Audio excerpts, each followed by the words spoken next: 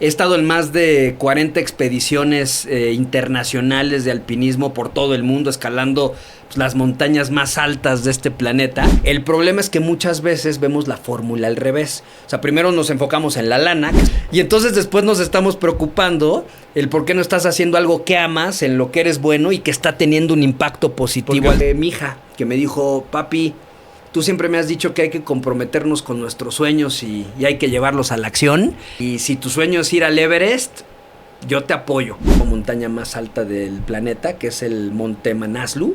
Ahí estaba a 6,500 metros sobre el nivel del mar, campamento 2, despierto a las 2 de la mañana, con una tos que no podía parar, cansancio extremo, taquicardia, mis tobillos del tamaño de un balón de fútbol. Ya es decirle a Ana Lucía que voy a regresar y no regresar, Carlos. Eso fue lo que dije, no, eso sí no lo aguantaría. Señoras y señores, un capítulo más de Solo Chingones y no podía yo dejar de platicar con un amigo que desde hace mucho tiempo conozco, pero sobre todo admiro por esas metas que se puso en algún punto de su vida y las logró. Cuando nos conocimos y platicamos era para aquel programa de Sale el Sol, ¿te acuerdas? Para Imagen Televisión, que lo busqué porque esa historia se me hizo fascinante y sorprendente. Pues no hay mayor presentación, el montañista Omar Álvarez. ¿Cómo estás, Mi hermano? querido Carlos Quirarte, amigo. ¿Cómo te va? Qué gusto estar aquí. Igualmente. Ya tenemos un rato que no nos veíamos. Que no de nos pronto, veíamos. Ha cambiado mucho las cosas desde entonces. Han cambiado mucho las cosas. Sobre todo para ti, ¿no? Que, pues sí. Que tuviste que dar un volantazo en tu vida. Primero lograr... ¿Quién no lo ha dado? Pues, ¿Quién no lo ha dado? Pero ¿A poco es difícil, ¿no? De repente poder, Sí. llevar un rumbo, una meta fija, empezar a cumplir todas tus metas, estar en la cúspide, literalmente. Sí, literalmente. Y de repente, ¡pum!, cambiar el rumbo. Darles un contexto al público. ¿Quién es Omar Álvarez? Omar Álvarez es consultor Ajá. en liderazgo y transformación organizacional. Ajá. La parte de pronto medio aburrida, ¿verdad? Nah, pero muy interesante porque hoy está muy de moda. No, y he tenido la gran fortuna, Carlos, de trabajar con muchas organizaciones y acompañarlas en procesos de desarrollo de líderes. Ajá. Y fortalecimiento de equipos dentro de organizaciones. Pero paralelamente... Uh-huh. Soy montañista profesional, ¿no? Que es parte también de esa historia que nos ha acompañado a ti y a mí, de cómo nos conocemos desde hace ya tiempo. He estado en más de 40 expediciones internacionales de alpinismo por todo el mundo, escalando las montañas más altas de este planeta. Y fui parte de una cordada, de un equipo muy particular, Sí. En donde nos convertimos en la primer cordada iberoamericana con un integrante ciego, que estuvimos haciendo montaña, incluso estuvimos en el Everest, ¿no? Entonces, durante muchos años pensé, dos mundos completamente diferentes, ¿no? Seguro mucha gente ahorita está diciendo, ¿qué tiene que ver una cosa con otra? Yo creo que todo tiene que ver, ¿eh? Pues, ¿sabes que sí? Sí. Después de tiempo me di cuenta que habían muchas cosas que sucedían en la alta montaña, muchos problemas, muchas oportunidades, muchos retos. Sí.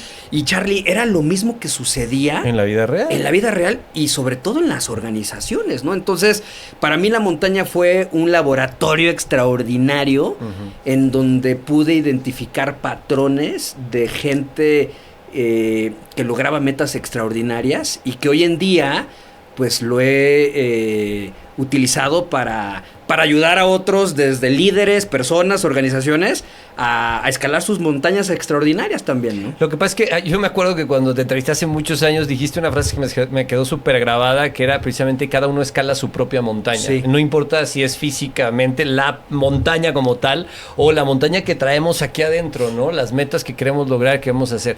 Sí escalaste las montañas más altas del mundo, pero yo creo que eso también te hizo resistente ya a cualquier cosa que viniera después. ¿O cómo fue ese proceso? No, totalmente. O sea, de hecho, yo creo que todos en algún momento nos hemos preparado para escalar un Everest, ¿no? Ajá. De pronto la gente escucha la palabra Everest Y se le hace wow.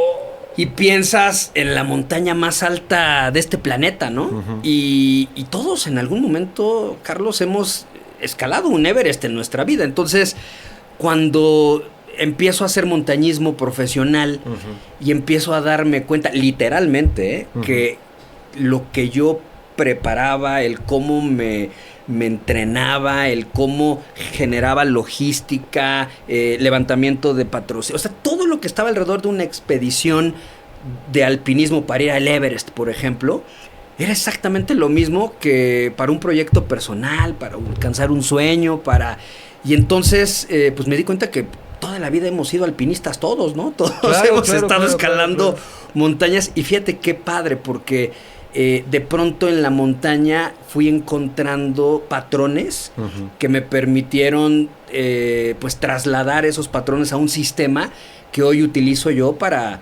escalar montañas de la vida, ayudar a otros y personales también, y sobre todo metas extraordinarias, ¿no? Muchas veces la gente piensa, y yo fui uno de ellos, que las metas extraordinarias pues eran para personas extraordinarias, y no, en realidad no. O sea, las metas extraordinarias no se alcanzan por motivación.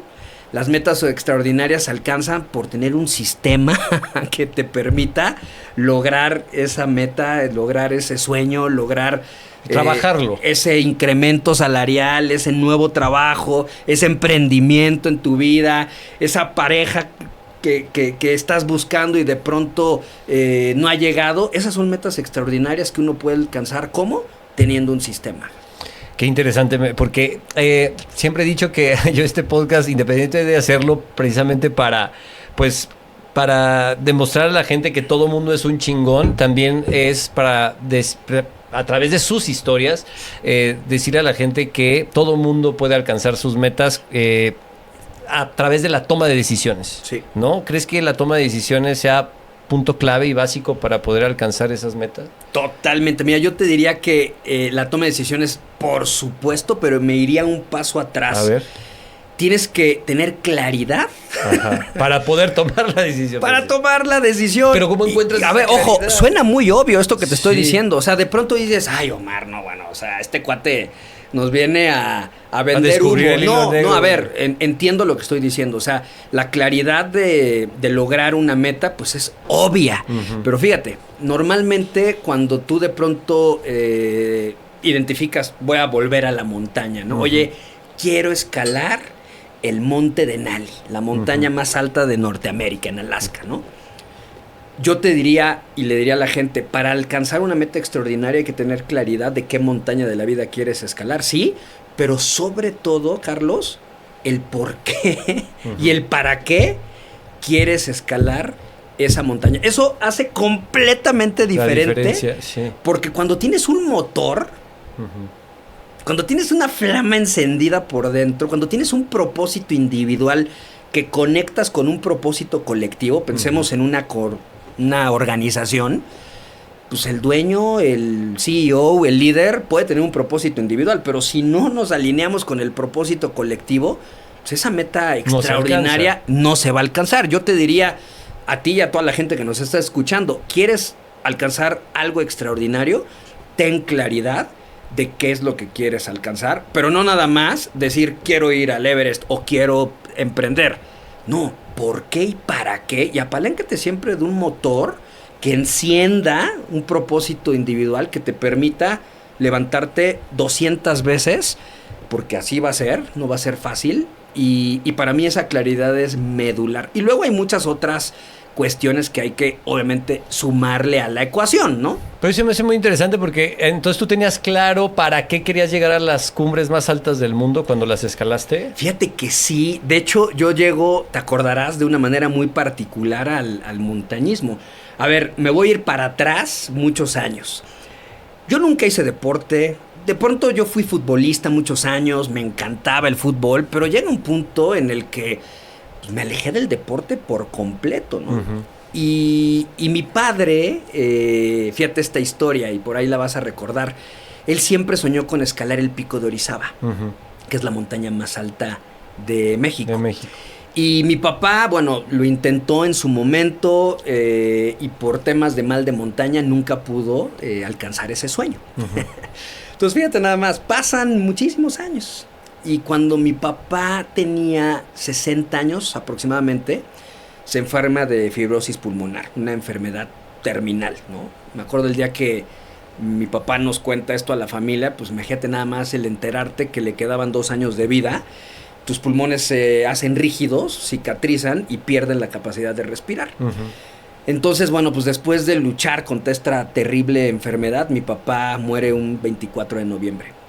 Pero unos días antes de que él partiera, llama a mi madre y le pide, Carlos, como última voluntad, que quería que sus cenizas se llevaran a la cima de esta montaña, del Pico de Orizaba. Y dijiste, pues a chingarle, porque ¿quién la va a llevar? Así, mi hermano literal se volteó y me dijo, bro, pues tú eres el deportista de la familia. Y yo, no friegues. No, espérate, no me pongas ese reto. Pero me preparé un año, Carlos. Claro. Y en el aniversario luctuoso de mi padre, cumplí su última voluntad. Meta, claro. Y llevé las cenizas hasta la cima del Pico de Orizaba, que no es cualquier cosa, ¿eh? Ahora, ¿por qué te cuento esto? Porque ese es un motor. Pues esa es la mejor manera que yo tengo de explicarte y de explicarle a la gente cómo yo entendí por qué escalar una montaña importante que era en mi vida en ese momento, el Pico de Orizaba. O sea, yo tenía que cumplir la última voluntad de mi papá, uh-huh, ¿no? Y yo nunca había hecho ejercicio a un nivel de alto rendimiento. Las primeras veces que yo me levantaba a entrenar antes de irme a trabajar, pues claro que lo que menos quería era levantarme y a las 5 de la pues mañana. Sí, claro. Quieres disfrutar, perdón, el deporte de otra forma. Pero yo me acuerdo que aparecía la imagen de mi papá. Ajá. Y a esa imagen yo no le podía fallar. Y me levantaba, no solo el primer día, sino el segundo y toda la semana. Y así me aventé un año completo. Entonces, yo lo que aprendo en esa etapa de mi vida y lo que el Pico de Orizaba me deja, y esta historia de mi papá, es que para alcanzar algo extraordinario, yo nunca me imaginé escalar la montaña más alta en ese momento de México, pues hay que apalancarse de un motor extraordinario, ¿no? Y en su momento para mí fue esa misión que mi papá me había dejado y que no le podía fallar. Y por supuesto que me levanté a entrenar un año y por supuesto que me preparé físicamente, técnicamente y mentalmente y logré cumplir la última voluntad de mi papá. Y de ahí vinieron muchísimas cosas increíbles. Yo creo que cuando el motor, Carlos, es suficientemente poderoso, el cómo lograr un objetivo, el cómo lograr una meta, créeme que va a ser la parte más sencilla.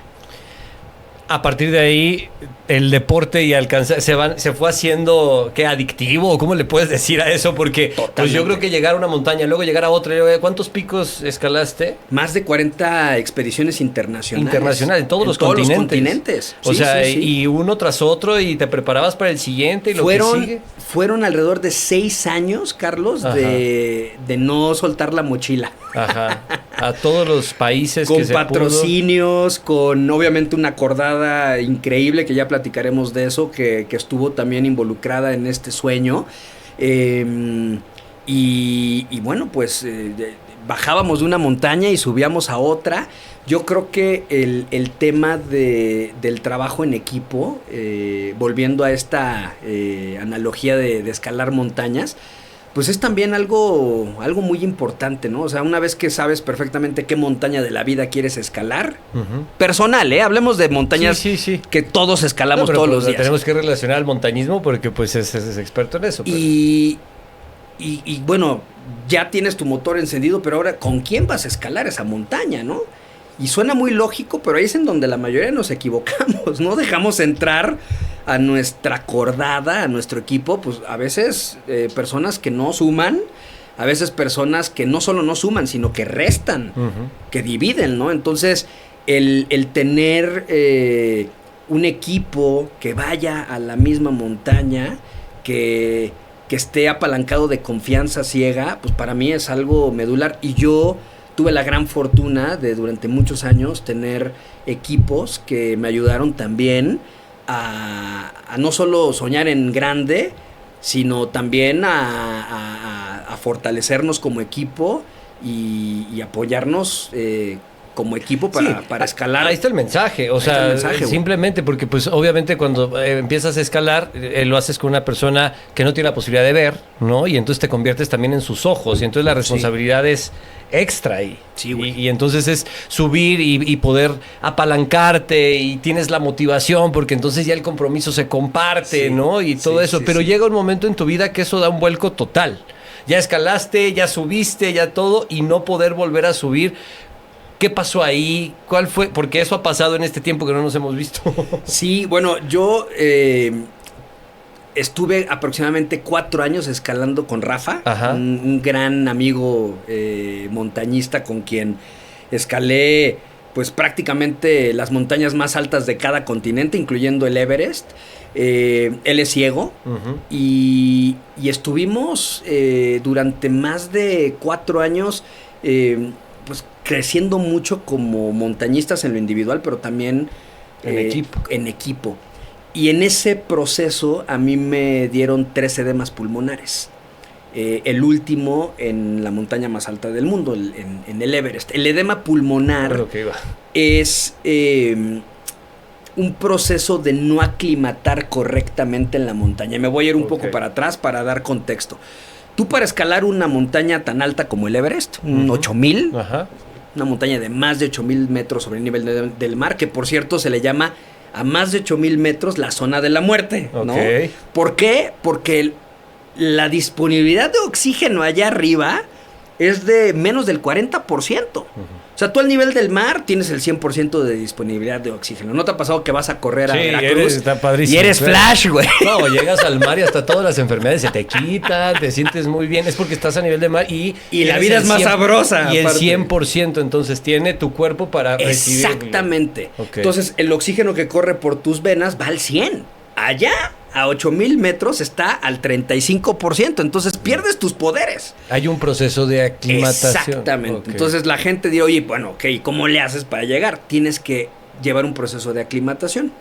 Y aparte eso me fascina, porque es una analogía poderosísima, incluso para vivir nuestro día a día, ¿eh? O sea, tú para alcanzar la cima del Everest te tienes que subir y bajar la montaña varias veces. Porque en ese proceso de llegar a campamento 1, estar un par de noches, pernoctar y luego bajar a campamento base, tu cuerpo al ir a estrés y luego a descanso genera glóbulos rojos que te van fortaleciendo y que te permiten poder ir un poco más arriba, ¿no? Entonces, después de la primera rotación, descansas y ahora sí subes un poco más, ¿no? Ahora hasta campamento 3. Y Nuevamente luego vuelves a bajar y luego sube. te estás un par de noches allá arriba, el cuerpo empieza a morir, literal, empieza a sufrir y bajas nuevamente hasta campamento base. Dejas que respires, generas más se glóbulos recupera. rojos, te recuperas y entonces sí, aclimatado, puedes irte ya directo hasta la cima del Everest. Pues la vida es exactamente igual, ¿no? Muchas veces tenemos que bajar para crecer, Sí. para generar esos glóbulos rojos que nos permitan fortalecernos y escalar montañas más altas. Pero en mi caso, yo tengo un tema congénito. Mi padre murió de fibrosis pulmonar, Y yo de tengo ahí hipertensión pulmonar. Yo no lo sabía, pero después de muchos años de tener ya 3 edemas pulmonares, en donde mi cuerpo no aclimata y lo que sucede es que el agua de nuestros órganos empieza a colapsar. O sea, lo que pasa es que se dilatan nuestros órganos y empieza a filtrarse agua Ok. y llegan a los pulmones y se empiezan a llenar de agua los pulmones hasta que te da un paro respiratorio. Ok.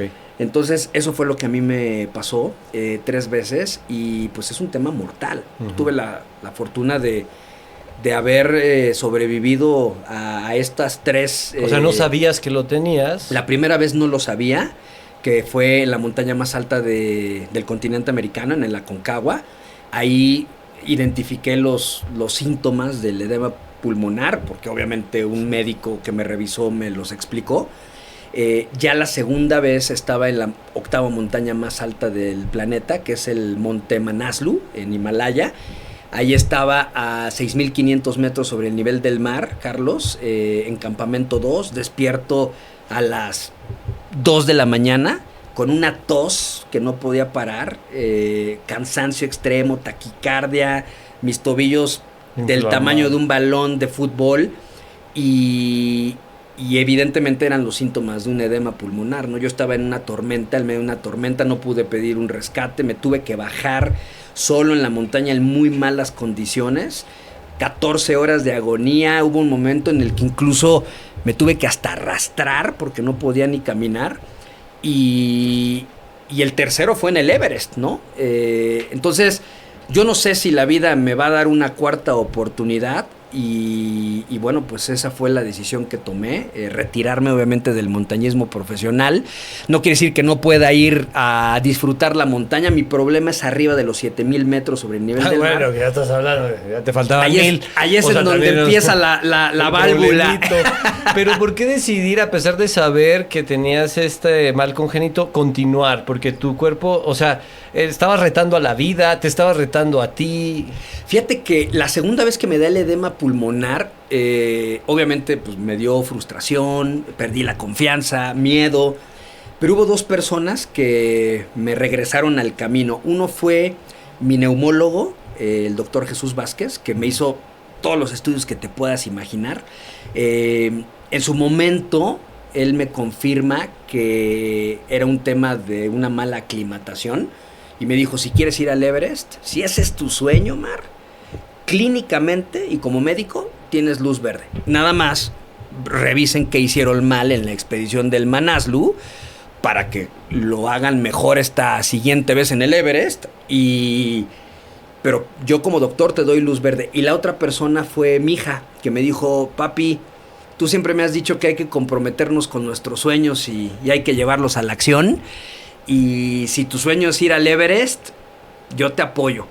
Así es que con la bendición de mi doctor y la de mi hija, pues imagínate nada más qué motor tan grande, fue como tomo la decisión de ir a buscar la cima del Everest. Y lo lograste. Y como equipo lo logramos. Yo me quedé en el campamento 3 porque es justo en donde me da el edema pulmonar. Pero fíjate qué padre, ¿no? Después de haber trabajado tanto tiempo como equipo, Rafa y yo, a él le tocó, junto con el Sherpa, caminar esos últimos metros hasta la cima del mundo. Bajamos nosotros a campamento base, yo ya estaba en muy malas condiciones y ellos decidieron seguir en la última rotación hasta campamento 1, 2, 3, 4. Pues ya estaban hasta ahí, la cima, ¿no? También. Y él pues dedicó la cima a esta cordada, a este equipo. Le tocó ahora sí que jalar esos metros.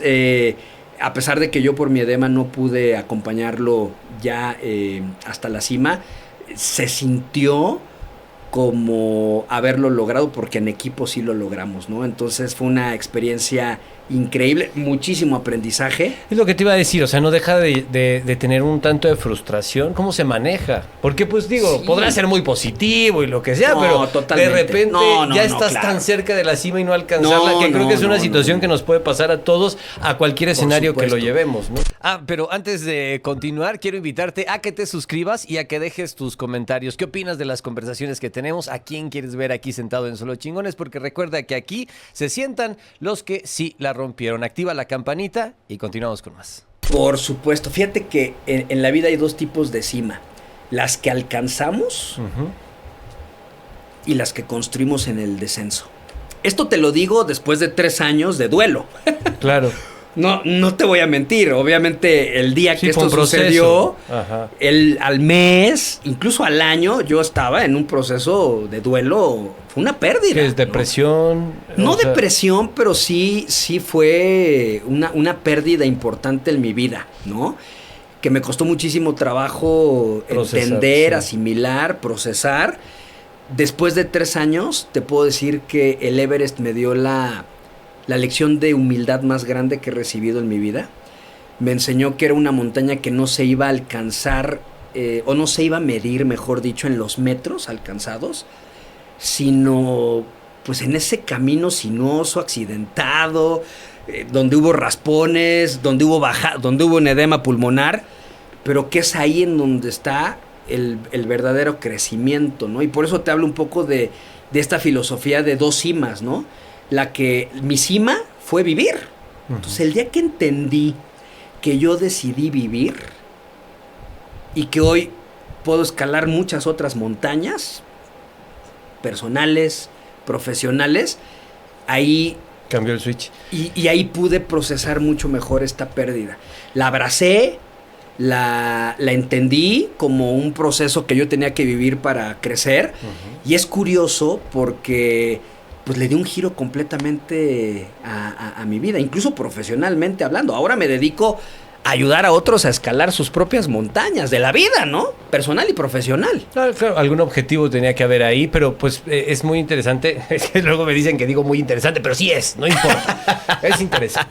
No, lo que pasa es que, ¿sabes qué? Es padre poder platicar con gente con este tipo de experiencias, porque pareciera que ahí se puede acabar la vida, pero si la vida te estaba dando la oportunidad de continuar en este planeta, pues no podías seguir pensando en que no llegaste a esa cima, ¿no? O sea, independientemente de que tu compañero lo haya hecho, yo recuerdo muy bien que hasta presentamos un proyecto para poder hacer un reality de esta escalada tan grande.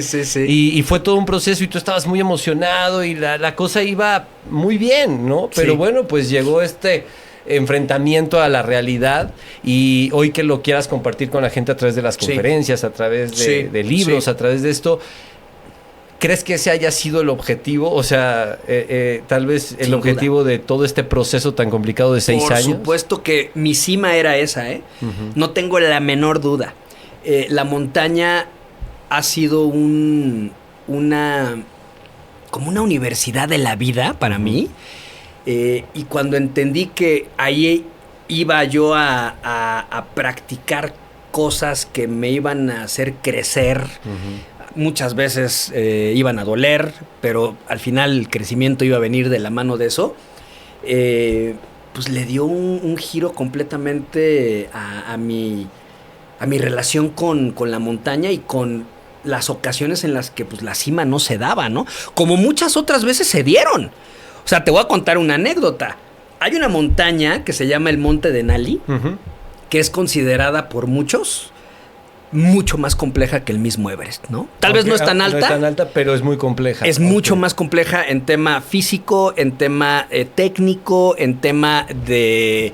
Vaya, no hay sherpas, no hay apoyo. Es una expedición en donde tienes que cargar en promedio 50 kilos, que es una brutalidad. Y estás 29 días en un lugar inhóspito en donde si te pasa algo, nadie se entera. No hay comunicación. No hay comunicación. Es Alaska, imagínate, ¿no? O sea, estás en un desierto, pero de hielo. Y esa montaña fue una de las montañas que juntos logramos y que juntos encumbramos. El día que nosotros salimos a cima, salieron alrededor de 93 personas aproximadamente, y solo logramos la cima 7 personas. Wow. Entonces, ha habido ese tipo de expediciones y de satisfacciones en donde dices, wow, ¿no? Sí, contra todo pronóstico, aquí estamos, digo, ¿no? Muchas veces así pensamos en la vida, ¿no? Queremos esa cima en la que todo el mundo piensa, pero no tomamos en cuenta, no nos reconocemos, ¿no? Esas cimas que se lograron, que a veces son más complejas, más difíciles, y que también te llenan de satisfacción. Totalmente. Y esa cima para mí, volviendo al tema de la montaña, me enseñó como nunca lo había aprendido, al menos en alpinismo, a trabajar en equipo, a ser tolerante. Estuvimos 9 días, Carlos, en una tormenta, 9 días sin poder salir de tu carpa. 2 personas, imagínate, metidos en una casa de campaña 9 días, sin internet, sin WhatsApp, sin escribirle a la novia, sin Netflix. ¿Qué se hace 9 días dentro de una casa de campaña en medio de una tormenta? Yo llevaba un libro que leí 3 veces, ya al final hasta lo andaba declamando, güey. Claro, ya te me lo sabía de memoria. Pues platicas mucho. ¿Sobre qué se platica? Sobre la vida.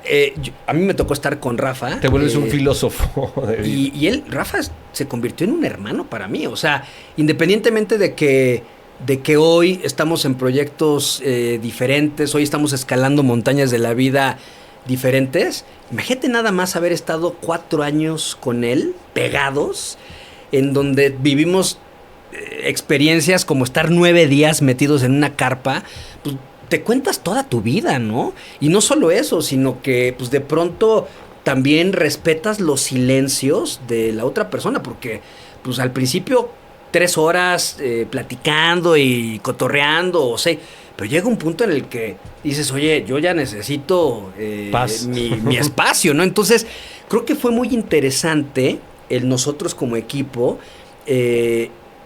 regalarnos esos espacios de introspección, que eran muchas horas, tú con tu mente, fíjate, yo, porque me estaba volviendo loco, evidentemente, y se me ocurrió diseñar un viaje que le quería yo regalar a mi hija. Y entonces así es como yo me entretenía. Me iba a mi mundo, a mi mente, y entonces me acuerdo que empezaba primero con proveedores, ¿no? A ver, pues el viaje, el avión. ¿Cuándo nos vamos? ¿En qué aerolínea? Pero como eso me iba seguramente proveedor te por proveedor. Y armé y diseñé un viaje espectacular. ¿Y lo hiciste realidad? Por supuesto. Imagínate cuando estuve ahí con Ana Lucía en ese viaje. Ni en este momento, claro. A mí me ayudó a pasar ese trago amargo de estar... De no volverte loco. Punto. De no volverte loco, porque ojo, hoy estamos muy acostumbrados, y digo, yo sé que hay mucha gente que medita y admiro toda esa gente que se puede meter en su mente horas, pero los que no estamos tan entrenados de pronto y no tienes el teléfono o no tienes el rush del día a día. Estar contigo es todo un problema. Güey, es un problema, sí. ¿No? Entonces, ese tipo de cosas es lo que la montaña me ha regalado, porque... No te voy a decir que nunca, no lo sé, pero difícilmente yo hubiera vivido una experiencia así de otra manera. Entonces, eso es lo que la montaña me dio. No, y de por sí ya también traes un grado de locura al tú meterte, o sea, al tú quererte meter a esos rollos. Aquí entrevistamos a Andy Dorantes, no sé si lo ubicas, sí, pero lo ubico muy bien, también es amiga una mía. Montañista increíble. Yo le preguntaba, oye, ¿qué es lo que te hace tomar la decisión de ponerte entre la vida y la muerte? O sea, porque realmente es adentrarte, ¿qué es la adrenalina? ¿Qué me contestas tú a eso? Ella me contó lo suyo, pero tú... Ay, mira, ¿qué es la adrenalina? ¿Qué provoca en el cuerpo de una persona irse a meter esas Hay un video de una entrevista que le hicieron a mi mamá que dice, imagínate, para tenerlo quieto.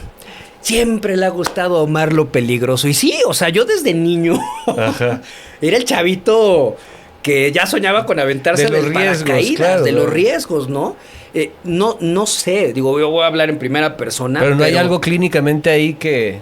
Es algo que siempre ha estado ahí conmigo. Uh-huh. Es un tema de los riesgos, de pronto romper paradigmas. Tal vez algunas personas lo hemos encontrado en este tipo de riesgos, pero también te voy a decir una cosa. Yo me alejé de eso una vez que entendí que ya no iba yo a poder, tal vez nunca lo pensé, pero al final fue evidente, yo ya no podía controlar el minimizar o maximizar riesgos. Y el día que yo me di cuenta de que me iba a pasar en algún momento si yo seguía por ese camino, fue el día que decidí parar, ¿no? Y también tengo una hija y las cosas como que de pronto van cambiando. Ahorita nos acabamos de enterar, hay una noticia, un montañista muy reconocido está perdido con 10 montañistas más abajo de una avalancha. No sabemos qué vaya a pasar. O sea, eso sucede en la montaña tarde o temprano. Uh-huh. El riesgo es latente, una grieta, una caída de un bloque de hielo del tamaño de un coche, una avalancha, un edema pulmonar. Entonces, sí fui una persona de riesgos, pero también hoy te puedo decir que soy una persona consciente de decir hasta aquí. Y yo estoy ya hoy en ese punto en el que decido... Parar un poco. Exactamente. Digo un poco porque pues siempre la pasión ahí estará y seguramente te encanta ese deporte y todo, ¿no? Pero pues ya practicarlo también hay etapas en la vida y también hay que saber reconocerlas. Eso pasa, siento, en todos los ámbitos. Pero ¿cómo detectar esos momentos? Porque puede ser complicado y lo hablo en cualquier, o sea, ves que llévelo usted a cualquiera de las situaciones y circunstancias. ¿Cómo decir me tengo que detener? Siento yo que una decisión, insisto, y volvemos al punto de las decisiones, sí. Decidir es renunciar. Decidir es renunciar. Yo creo que cuando hay un para qué suficienmente poderoso... También tiene que haber un motivo entonces, ok. Por supuesto. Y te lo voy a platicar. O sea, yo el día que regresé del Everest y porque ya había tenido una situación previa en donde casi no regreso del Manaslu, y vi a mi hija, ¿no? Con un mensaje que me acuerdo que me envió diciéndome: papito, disfruta mucho, pero regresa a casa para ir al cine tú y yo, porque siempre le prometía algo a mi hija. Antes de irte a esas Antes de irme, expediciones. dije, Ay, qué híjole, difícil. sí, y eso fue lo que me regresó muchas veces, hasta el punto en el que dije, el verdadero significado de la cumbre no está solo en alcanzar la cima, No. sino en construir una vida sólida, una vida equilibrada que te permita disfrutar de los logros. Entonces, ese fue mi motor. Una vida sólida, una vida equilibrada, una vida balanceada que me permite hoy escalar muchas montañas, ¿no? Entonces, creo que ahí fue donde yo, ya sabes, conecté con él. Dije, ¿por qué me voy a clavar con una cima cuando pues vengo a escalar cientos de montañas más, ¿no? Pero necesito estar vivo para eso. Es interesante porque dices, ¿cómo se promete algo que no sabes si vas a cumplir? O sea, tú subes la montaña, pero no sabes si le vas a cumplir a tu hija esa promesa, ¿no? El día que empecé a dudar, ahí fue cuando dije, no te puedes ir a la montaña y decir que vas a regresar y llevarla al cine si no estás seguro. Y después de crecer como montañista, después de ir teniendo cada vez más experiencia y de ver que los grandes montañistas habían veces que no regresaban, dije, a ver, no sé si a mí me vaya a pasar, porque de pronto sí, de pronto no, pero aquí el riesgo ya es decirle a Ana Lucía que voy a regresar y no regresar, Carlos. Eso fue lo que dije, no, eso sí no lo aguantaría, ¿no? Sin embargo, siento que también pudo haber sido un motivo porque por las personas con las que he platicado que se dedican a lo mismo es, sí, hay un problema muy grande para poder llegar y muchas prongas para resolver para subir, pero para bajar ese es el verdadero triunfo, ¿no? Y eso también puede llegar a ser un motivo, quizás por eso prometías, para tener un motivo para llegar de regreso. Por supuesto. Fíjate que en el caso que te platicaba del Manaslu, que es la octava montaña más alta del mundo, en donde me dio el edema pulmonar, la tormenta. Yo me acuerdo que cuando decido bajar la montaña, porque la única manera que tienes para sobrevivir a un edema pulmonar es perder altura lo más rápido que puedas. Bajar en friega. Normalmente pides un rescate en helicóptero, pero al tener una situación con una tormenta, no hay forma, solo era caminar y no puedes caminar. Yo estaba en una condición muy, muy deplorable. Entonces, yo me acuerdo que después de 14 horas llego al campamento base, no sé cómo lo logré, físicamente, porque mental y espiritualmente sí, ahorita te voy a decir qué es lo que me bajó, pero físicamente, hasta la fecha digo, ¿cómo? ¿Cómo? Pero qué poderoso qué poderoso es la mente y el espíritu cuando te apalancas del mensaje que Ana Lucía me mandó. Cuando yo llego a Katmandú antes de empezar la expedición, Carlos, mi hija me manda un SMS, que ahí lo tengo, que es una joya para mí, y que dice, papito, tú me estás enseñando que yo también puedo alcanzar mis sueños si me comprometo con ellos. Y disfruta mucho tu expedición. Todavía me dijo, fíjate, disfruta muchísimo, aprende. Mi hija siempre ha sido una niña muy madura, obviamente. No te esperas que una niña de 7, 8 años te escriba eso, pero Ana Lucía siempre ha sido así. Y al final me dice, y solo te pido una cosa, regresa a casa para llevarme al cine. Y me pidió también una bebida, que no voy a decir la marca, pero y que me compres una bebida que...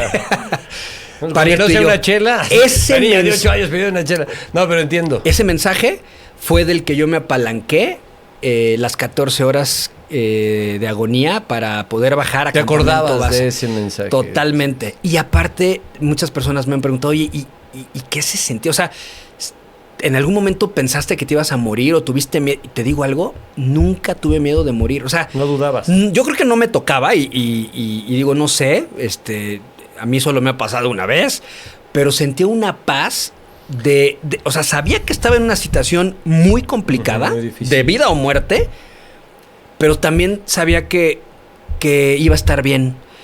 Y bueno, cuando me di cuenta ya estaba en campamento base con 42% de oxigenación, lo cual estaba a 2 horas de que me diera un paro respiratorio. O sea, llegué a la hora Al que momento que tenía tenías que que llegar. llegar porque ya no le iba a contar. Hace rato comentabas que también había sido una lección de humildad. Sí. ¿Por qué? Porque mucho de lo que sucede en la alta montaña es, evidentemente te casas con el objetivo, ¿no? Te casas con la cima y cuesta mucho trabajo. De hecho, ha costado pues, muchas vidas el hecho de pronto saber que no estás bien y la terquedad de tengo que llegar a la cima. Traigo incluso el tema de patrocinios, la responsabilidad comercial y eso es lo que cuesta vidas. En el momento en el que yo llegué a Campamento Base y luego a México y te das cuenta que estabas acostumbrado a siempre hablar de la historia de la cima, de la cumbre, del equipo extraordinario que habíamos hecho él y yo, y que tú no habías podido llegar a esos últimos metros. Imagínate nada más lo que fue, ¿no? Enfrentar. Claro. Y eso para mí fue un... El regresar a hablar, decir, no se logró. Yo tuve que, como lo estoy haciendo ahorita, Sí. ante un micrófono y muchos más, decirle a la cámara, no les vengo a contar lo que fue disfrutar la cima, les vengo a contar Que no pude. qué fue Ajá. no llegar a la cima del Everest, ¿no? Eso para mí fue pues un aprendizaje y de humildad 100% porque pues a mí me había costado mucho trabajo enfrentar ese tipo de situaciones en mi vida. Siempre había sido un cuate pues muy apalancado de los logros, muy apalancado de las cimas, soy un cuate resiliente, me caigo, pero me levanto y llego. Y de además pronto la vez que no fue así, pues costó trabajo. Pero vuelvo al punto que platicábamos hace rato. Ha sido de los procesos de transformación y de crecimiento más grandes porque cuando entendí que mi cima había sido otra y había sido una cima que se construyó en el descenso, aprendí algo diferente. Y entonces ahora lo he trasladado no solo a mi vida personal, sino a mi proceso como consultor empresarial, en donde acompaño a equipos que pues, hoy llegan a la cima y en algún otro momento no han llegado y cómo caerse pero levantarse. No es un proceso nada más de motivación, es un proceso de tener un sistema para poder prepararte para la siguiente cima, que muchas veces es incluso una más alta que la anterior que habías querido escalar, ¿no? No, y aprender a no llamarlo fracaso. O sea, Totalmente. yo creo que es transformarlo a experiencia y a partir de ahí. ¿Cómo le explicaste a tu hija esta situación? Fíjate que nunca lo platicamos como tal en palabras. Se lo expliqué con el ejemplo. Suena muy romántico tal vez, pero es la realidad. Tú hoy le preguntas a Ana Lucía sobre su papá y Ana Lucía está muy orgullosa de su papá. Ana Lucía entiende perfectamente que su papá eligió vivir. Ana Lucía entiende que ahora ya no escala montañas de roca y de hielo su papá, pero ayuda a otros a escalar sus propias montañas. Me ve en mi proceso profesional. Entonces, ese ejemplo ha hablado por sí solo, ¿no? Nunca me tuve que sentar. Y yo creo que es algo, mírate, ahorita que lo estoy reflexionando, yo creo que es buen momento para sentarme y platicarlo, porque creo que estaría padre, pero yo he visto una niña que ha aprendido eso con el ejemplo y le he escuchado cómo habla de esta situación con la familia, con sus amigas, y creo que eso a mí me da mucha paz también porque vuelvo al punto en el que yo soy un montañista de escalar montañas de la vida hoy y el hecho de que con mi ejemplo Ana Lucía pueda aprender a escalar las suyas, eso pues me da una paz y un proceso de gratitud increíble de saber que ella muchas veces va a soñar muy, muy grande y posiblemente va a tener un Everest de su vida en el que se va a quedar a la mitad. Pero también sé que ella va a visualizarlo con una filosofía de, oye, pues ahora lo intenté por la cara norte, no lo logré, pero pues de pronto está la cara sur también. O incluso darse cuenta que esa montaña ya no es un reto para ella y decidir buscar escalar una diferente, incluso montaña, hasta una más alta, ¿no? Claro, uy, está muy impresionante porque realmente cuando se sientan bien las bases, pues al final ella te vio lograrlo, ¿no? Pero también, pues tal vez va a tener una percepción diferente de lo que todos llamamos fracaso y eso también es importante, también de eso se aprende. Y esto, pues sobre todo para la gente que nos ve, que pues al final también tiene tal vez esos pequeños tropezones y pues siempre quieres ser el ejemplo para tus hijos, ¿no? Sí. Para quienes bien los crían y de repente también cómo le voy a decir a mis hijos que no logré esto o que no se pudo o que, ¿sabes? Y creo que, pues bueno, simplemente es llevarlo por el buen camino. Totalmente. Y voy a volver a la analogía para que la gente se quede con un cierre potente de esto que estamos platicando. La analogía del proceso de aclimatación en una montaña. ¿Te acuerdas? Hay que subir, bajar, estrés, bajar, descansar y en ese proceso generar glóbulos rojos que nos van a fortalecer para alcanzar un campamento más alto y después la cima. Entonces, cuando nos caemos, cuando de pronto nos quedamos en el campamento 3 de nuestra vida y un hijo lo está viendo, más allá de decir, está viendo que soy alguien que no está logrando sus objetivos, yo creo que más bien la conversación que yo tendría es un poco esta analogía, ¿no? Nos estamos aclimatando, estamos generando glóbulos rojos, porque aparte así va a ser la vida. Pero es que los hijos se van a enfrentar a eso y tú y yo también, no ahorita, mañana, pasado y el resto de nuestra vida. Es que así ha pasado, o sea, muchas veces, y creo que ahorita yo lo llevo a situaciones muy personales y sí es cierto, ¿no? Es cuando de repente te corren de un trabajo o decides renunciar de un trabajo y entonces tardas un poquito en regresar y tal vez tienes que aceptar un trabajo no tan bien remunerado, no que te encanta para poder y de repente llega uno mejor que aquel en el que ya, ¿sabes? Estabas muy bien, ¿no? Y dices, híjole, es que me fue mejor. Claro, pues bajaste un poquito, pero volviste a dar y subí. De verdad, por eso me encanta poder tener a personalidades como tú sentadas en estos espacios en donde platicamos de esas experiencias que no terminan con la vida. Al contrario, le dan un boost, ¿no? Para poder continuar. Y ahora lo llevas a las empresas. Sí. ¿Qué te has topado rápidamente con eso? O sea, las empresas también...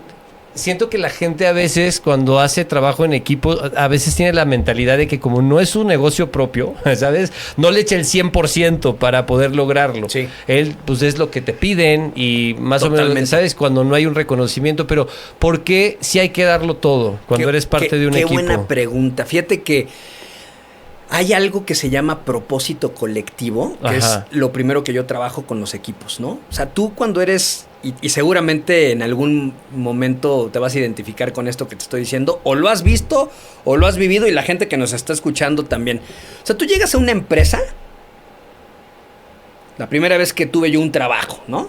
Vamos a hablar de un caso personal. Yo llegué a una empresa allá en Santa Fe, un corporativo hermoso, y de pronto pues te das cuenta de que hay una misión, hay una visión, ¿no? De la cual pues tú no fuiste parte, ¿no? O sea, yo no me senté a construir esa misión, simplemente entré a trabajar en una empresa. Me agrego algo que ni siquiera estoy convencido. Exactamente. Sí, literal, ¿no? Entonces, ¿qué hay que hacer en una organización? No te estoy diciendo que cambies tu misión y tu visión. Lo que hay que hacer es generar propósitos colectivos con los equipos. Cuando un equipo va al mismo lugar, Carlos, yo te decía, cualquier meta es alcanzable. Entonces, yo lo que trabajo mucho con las empresas es, por ejemplo, un equipo de directivos o un área en particular. Vamos a crear cuál es nuestro propósito colectivo. O sea, ¿por qué me voy a levantar yo todos los días a escalar mi montaña profesional?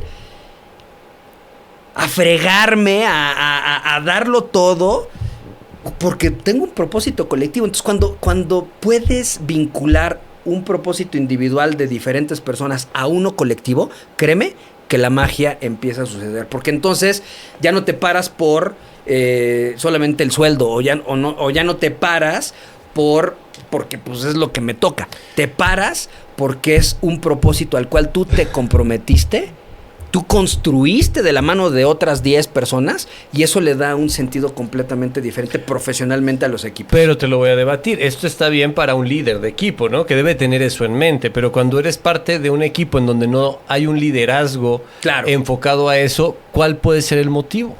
O sea, es como decir, ya estoy en la empresa, no tengo un líder que va en conjunto, o sea, está viendo por sus propios intereses, que la verdad pasa muchísimo. Vamos a ser realistas en el mundo corporativo. No, pasa mucho, sí, pasa mucho.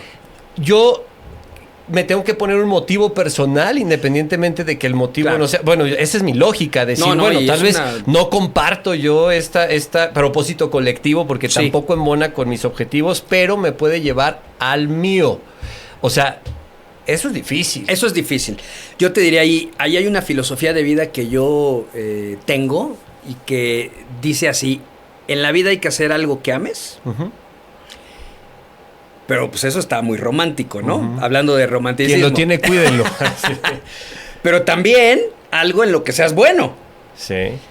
Y hay un tercero que es el que marca toda la diferencia, que tenga un impacto positivo al servir. O sea, cuando tú tienes estas 3 cosas...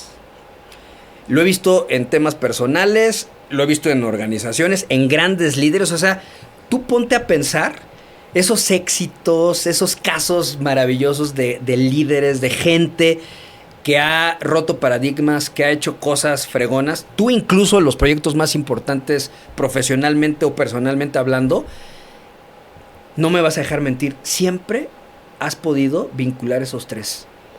Has estado conectado desde el... Me gusta, corazón, me apasiona, pero también lo has vinculado a tus talentos y ha tenido un impacto positivo al servir. O sea, por ejemplo, lo que estás haciendo hoy en día, ¿no? O sea, el impacto positivo de los mensajes que están sumando a la gente. Y cuando tienes esos 3 hay un cuarto que se da en correlación directa, se da en automático y es el que lo puedas monetizar, que no es menos importante que los otros 3. El problema es que muchas veces vemos la fórmula al revés. O sea, primero nos enfocamos en la lana, que es mucho el tema de lo que me estabas preguntando ahorita. Oye, pues estoy en un equipo en donde no estoy motivado. Seguramente entraste a ese equipo solo por la lana, ¿no? Y entonces después nos estamos preocupando el por qué no estás haciendo algo que amas, en lo que eres bueno y que está teniendo un impacto positivo al servir. Al revés, claro. Empezaste al revés. Claro. Entonces yo te diría, ojo, si no estás en donde tienes que estar... Pues aguanta lo que puedas, pero busca otras oportunidades. Chamba, claro. Exacto. O sea, no te estoy diciendo que dejes mañana tu chamba. Te estoy diciendo que empieces a abrirte y busques alternativas para que la vida también te vaya acercando a lo que tú realmente estás buscando. Y claro que hay trabajos en compañías en donde vas a poder estar vinculado a estos 3, ¿no? O sea, yo tengo una sobrina que quiero mucho, que pues ella, chavita, ya sabes, sale de la universidad, súper exitosa y demás, y pues no estaba en donde ella tenía que estar. Cuando la acompañé como tío, ya sabes, ¿no? Fue mi mentí ahí un año y lo único que hice fue encaminarla a que ella buscara un proceso de reclutamiento en una empresa en donde ella tuviera estas 3 cosas. Que cumpliera con Se eso. resolvió el problema. Ahorita la niña se va a estudiar una maestría a España, súper exitosa. La han promovido creo que 4 o 5 veces en los últimos 6 años. Está en donde tiene que estar, está en su elemento, ¿me explico? Pero, ¿tú crees que eso dependa también de las condiciones? O sea... Y para ir cerrando el tema, porque ya nos pasamos, es origen es destino, porque es muy polémico este tema. Es decir, la gente que no tiene las mismas oportunidades que puede también tener esta forma de pensamiento y salir de donde está o donde le tocó crecer, nacer bajo las condiciones que le tocó desarrollarse. Yo creo que crees? Sí. Ajá. Yo creo que sí. Obviamente, si lo vemos como un maratón, pues hay quien ya empieza el maratón en el kilómetro 30 y hay quien lo empieza en el kilómetro 1, ¿no? Pero los kilómetros son los mismos. Pero los kilómetros son los mismos. O sea, no estoy diciendo que no está en condiciones más complejas, claro, porque hay gente que empieza en el kilómetro 1 sí. y hay quien ya empezó en el 40, ¿no? Pero sí creo también, porque tengo incluso un ejemplo muy cercano de, no voy a entrar a detalles, Sí, pero sí. el magnate del pozole en este país es familiar mío. Este cuate empezó Que ya en lo el ando vendiendo, kilómetro. dicen. Que lo andan vendiendo. Empezó Yo leí. empezó en el kilómetro 1. Ajá. O sea, este cuate no fue un hijo de papi que de pronto tuvo las alternativas, pero sí te puedo decir que me tocó vivirlo en familia. Yo observé cómo este cuate, a pesar de haber empezado en el kilómetro 1, era una persona que amaba lo que hacía, era muy bueno y siempre tuvo la visión de tener un impacto positivo, y pues, el resto es historia. No vamos a hablar de marcas ni de qué, pero seguro la gente ya pero sabe aquí no hay de bronca. dónde estamos hablando. Aquí no hay problema, entonces, pero es que ya hasta lo podemos decir, la Casa de Toño es un restaurante que por lo menos para quien no vive aquí en la zona metropolitana de la Ciudad de México es muy exitoso. Yo le digo el McDonald's mexicano. y lo es. La verdad. Y él, o sea, mi tío, estuvo vinculado a estos 3 puntos. Entonces, cuando de pronto yo lo entendí en primera persona, pero empecé a observar familiares que habían logrado cosas extraordinarias, y luego me metí a leer líderes que habían logrado cosas extraordinarias, hay un patrón, y son estas 3 cosas.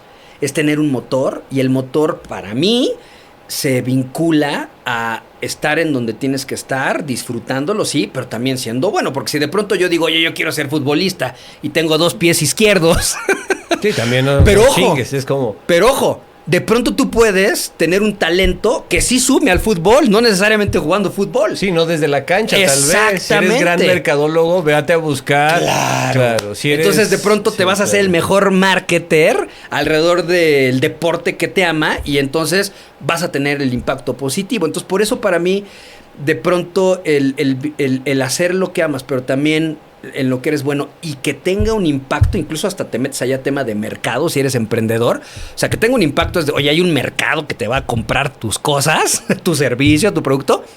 Ahí sucede la magia. Y el cuarto se da en automático, que es la monetización, que no es menos importante que los otros 3, No, pues, pero, hay que vivir.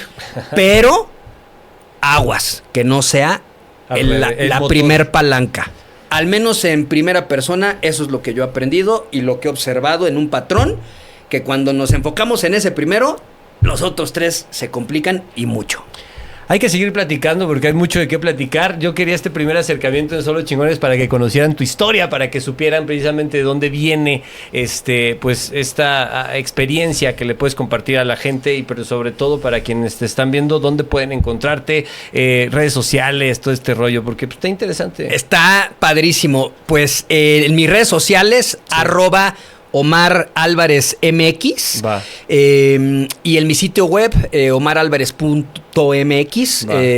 Soy una persona que está súper al pendiente de las redes sociales, entonces Supongo. cualquier persona que tenga alguna pregunta, duda, que quiera que Sugerencia, profundice, comentario. sugerencia o comentario, me encanta porque soy una persona que